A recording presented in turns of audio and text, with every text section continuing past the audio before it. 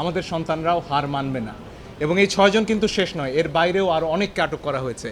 অনেক জায়গা থেকে নারীদের আটক করা হয়েছে কোনো নারী পুলিশের উপস্থিতি ছাড়া, সে অভিযোগ আমরা পেয়েছি। বিভিন্ন জায়গায় মোবাইল চেক করা হচ্ছে, যার কোনো অধিকার আইন শৃঙ্খলা রক্ষাকারী বাহিনীর নেই। এইগুলো অবিলম্বে বন্ধ করতে হবে। আজকে আমার স্ত্রী আমার পাশে রয়েছেন, তিনি একটু আগে ঢাকা বিশ্ববিদ্যালয়ে যাওয়ার চেষ্টা করছিলেন। আমার শাশুড়ি, তার বয়স 69 বছর, তারা ঢুকতে পারছিলেন না। এই 3 জন মহিলার ভয়ে আমাদের দেশের পুলিশ তটস্থ হয়ে রয়েছে। তারা বিশ্ববিদ্যালয়ে ঢুকলে নাকি খুব বড় সমস্যা হয়ে যাবে।